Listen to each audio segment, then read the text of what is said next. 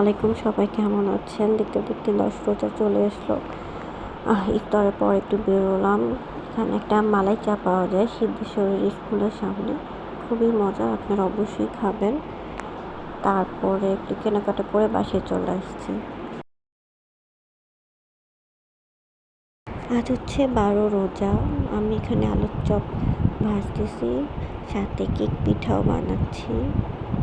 খুবই মজার হয়। একদিন আপনাদের সাথে অবশ্যই এটার রেসিপি শেয়ার করব। আপনারা অবশ্যই বাসায় এটা ট্রাই করবেন।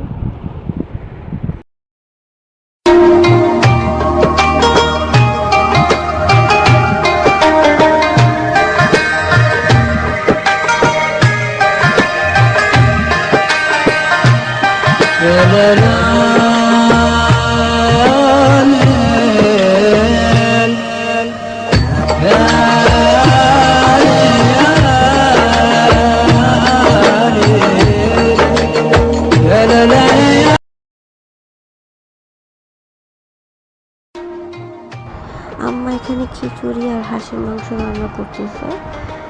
আর এভাবে গেল আমাদের রমজান। সবাই ভালো থাকবেন, দোয়া করবেন, আর আমার চ্যানেল সাবস্ক্রাইব করবেন। আল্লাহ হাফেজ।